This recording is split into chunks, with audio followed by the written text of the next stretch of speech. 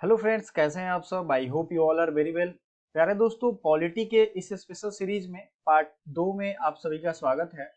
और इसमें हम लोग देखेंगे कि कैसे पॉलिटिकल जो डेवलपमेंट हुए स्वतंत्रता के पहले भारत में, और जिसे हम कॉन्स्टिट्यूशनल इवोल्यूशन भी कहते हैं, संवैधानिक विकास, उसके बारे में पूरी डिटेल पढ़ेंगे। और इस सीरीज में हम लोग पॉलिटी जीरो से लास्ट तक पढ़ेंगे, यानी कि जो आपके एग्जाम में जितना ज्यादा पूछा जाएगा सारा कुछ हम लोग पढ़ेंगे। So don't forget to tune in 3 PM। 3 PM में ये डेली आएगा। पीडीएफ इसकी मिल जाएगी आपको फ्री पीडीएफ टेलीग्राम पे। आपको यहाँ नंबर भी है, टेलीग्राम ज्वाइन कर सकते हो। कॉन्स्टिट्यूशनल डेवलपमेंट हम लोग शुरू करेंगे। इसके पहले पहला वीडियो आ चुका है तो उसे जरूर देखिएगा। पहला वीडियो आपको देखना चाहिए। ये दूसरा वीडियो है तो काइंडली डिस्क्रिप्शन में भी मैं लिंक दे दूंगा और यहाँ आई बटन पे भी आपको दिख जाएगा। पहला वीडियो जरूर देख लीजिएगा इस वीडियो के खत्म होने के बाद ही, क्योंकि ये तो नया एक सीरीज है। तो चलिए स्टार्ट करते हैं। क्या क्या चीजें जरूरी हैं, ये वीडियो हमारा दोनों भाषा में होगा। और आपको पता है 1773 से रेगुलेटिंग एक्ट से सारी कहानी शुरू होती है, और जैसे जैसे जरूरी पड़ती है ब्रिटिश गवर्नमेंट के द्वारा ये रिफॉर्म दिए जाते हैं, छोटे छोटे सुधार करते हुए। अल्टीमेटली हम लोग अभी 1857 से पहले पढ़ेंगे। पहला है रेगुलेटिंग एक्ट। अब ये रेगुलेटिंग एक्ट सबसे पहला कानून था जो ब्रिटिश ने भारत में भारत के लिए लागू किया था। और इसमें क्या क्या प्रोविजन किया गया था हम लोग वही पढ़ेंगे जो परीक्षा में आपके पूछा गया है और पूछा जाएगा। सो प्लीज स्टार्ट करते हैं। अगर आप नोट बनाना चाहें तो नोट बना सकते हैं। It is enacted based on the report of the committee headed by British prime minister Lord north. देखिए, जो ब्रिटिश पीएम थे लॉर्ड नॉर्थ, उनकी अनुशंसा पे ये बनाया गया था, है ना। प्रधानमंत्री लॉर्ड नॉर्थ की अध्यक्षता वाली समिति ने इसे बनाया था, है ना। तो इसमें और क्या क्या इंपॉर्टेंट चीज जोड़ेगा, ये तो कानून उनके अध्यक्षता में बनाया गया था, मोस्ट इंपॉर्टेंट है। गवर्नर ऑफ बंगाल हुआ करता था उस समय, उसे governor general of Bengal appoint कर दिया गया, है ना। गवर्नर ऑफ बंगाल को governor general of Bengal appoint कर दिया गया, यानी कि सिर्फ नाम चेंज कर दिया गया। और उसके अंदर आप यहां देखोगे KBM, मैं इसको BCM कहता हूं, है ना, बॉम्बे कलकत्ता मद्रास। ये तीनों प्रेसिडेंसी के ये अब हेड हो गए। पहले किसके थे, सिर्फ बंगाल के थे।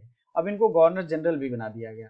ये याद करना बड़ा ही इजी है। अब बना तो दिया गया, पहले बने वारेन हेस्टिंग्स, ये पहले भारत के गवर्नर, सॉरी बंगाल के गवर्नर जनरल है। इसी के बाद जो रिफॉर्म होगा कुछ सालों के बाद, वो क्या होगा, भारत के गवर्नर जनरल होंगे, है ना। तो चीजों को लिंक करिए, एक दूसरे से जब जोड़ेंगे तो वो इजिली याद हो जाएगा। और इसमें क्या क्या रिफॉर्म हुआ था उसमें आगे बढ़ते हैं।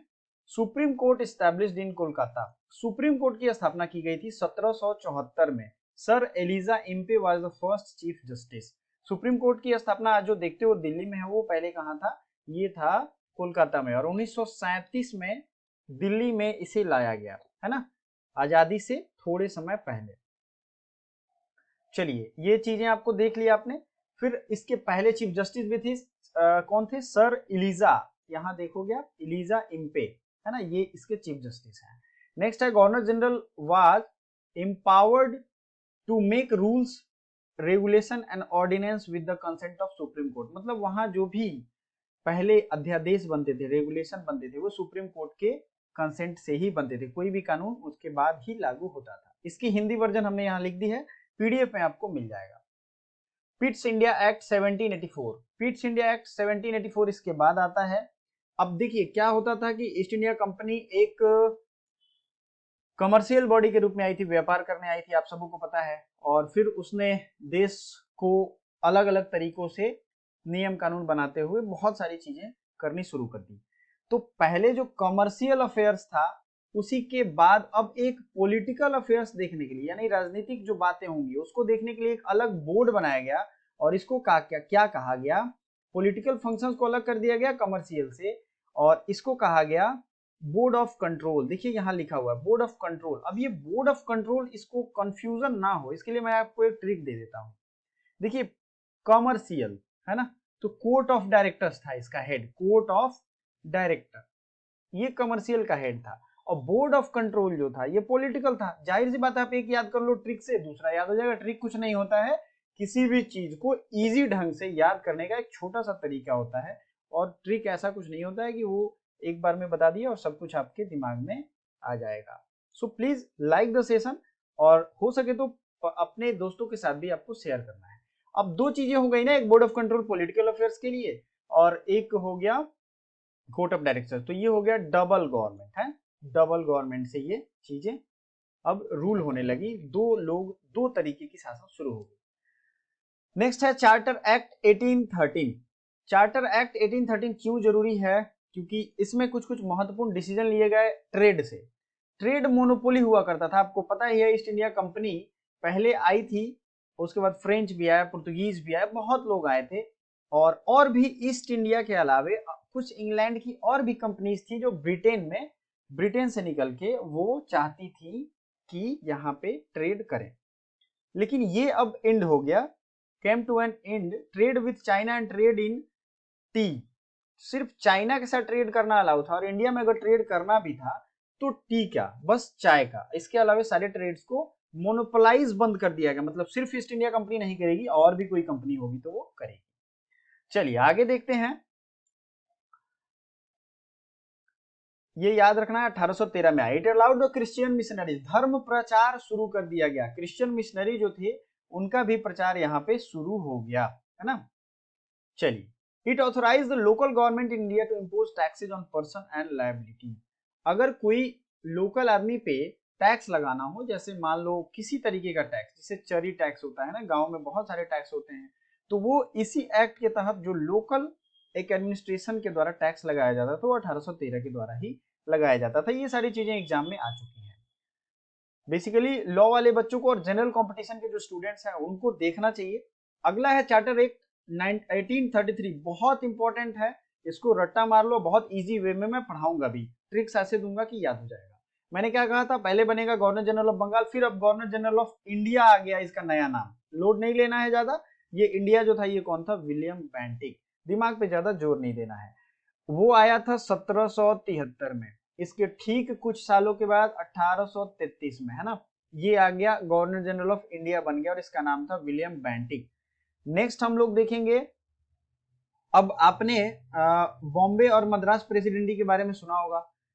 पहले क्या था, अभी तक ये दोनों कोलकाता के अंदर थे, इनके थोड़े बहुत पावर थे, लेकिन इसमें लेजिस्लेटिव पावर यानी कानून बनाने की जो शक्ति है वो पूरी खत्म कर दी गई इस कानून के एक्ट के द्वारा। इसमें रेगुलेशन एंड एक्ट्स की बात की गई है, हिंदी में जाओगे तो आप इसका हिंदी वर्जन मिल जाएगा। रेगुलेशन क्या मतलब होता है कि रेगुलेट, जो पहले किए गए कानून थे उनको रेगुलेशन कहा गया और जो नए आएंगे उनको एक्ट का नाम दिया गया। मतलब कुछ नियम बनाए गए थे जो पहले आ चुके थे उनको रेगुलेशन कहा गया और जो नए आएंगे उनको एक्ट कहा गया। किसमें, 1833 में। बस सिंपल याद रखो, कीवर्ड याद रखो, रेगुलेशन एंड एक्ट 1833। बहुत सारे ऐसे कीवर्ड दूंगा जिससे पूरा लाइन याद करना मुश्किल है, लेकिन अगर आपको एग्जाम क्रैक करना है छोटे छोटे कीवर्ड्स याद रखो। और आप जो आज सिविल सर्विस का जो एग्जाम देखते हो, इसने अटेम्प्ट किया था, ध्यान से सुनिएगा, इसने सिर्फ अटेम्प्ट किया था, ये लागू नहीं कर पाई थी, लेकिन अगले संशोधन में, मैंने अगला जो आएगा 1853 में, उसमें ये लागू भी कर दिया गया। ओपन कंपटीशन, इंडियंस और यूरोपियन जो भी थे सबके बीच में, ठीक है। सिविल सेवा के चयन के लिए खुली प्रतियोगिता प्रणाली शुरू करने का प्रयास किया, नहीं कर पाया फाइनली। फिर चार्टर एक्ट आता है 1853। सबसे इंपॉर्टेंट चीज, अभी गवर्नर जनरल का एक एग्जीक्यूटिव काउंसिल होता था, लेजिस्लेटिव काउंसिल भी बना दिया गया इसमें। गवर्नर जनरल, कुछ ऐसा मान लो गवर्नर जनरल एक बड़ा सा पोस्ट है, उसके 4 लोग सहयोगी रहते थे, तो ये एग्जीक्यूशन करते थे बस उन चीजों को, उन डिसीजन को। अब इनके लिए एक लेजिस्लेटिव काउंसिल का प्रोविजन क्यों किया गया, क्योंकि जो कानून बनाएंगे वो ये अकेले नहीं बना देंगे, है ना। क्या नियम था, 6 लोग इनके कमेटी में रहेंगे और ये 6 लोग मिलकर कानून बनाएंगे और फिर उस कानून को लागू किया जाएगा। तो यहाँ यही चीज लिखा है, it created 6 member governor general legislative council, और ये मिनी पार्लियामेंट के रूप में काम करेगा। मिनी क्यों कह रहा है, इसको समझ लो जरा।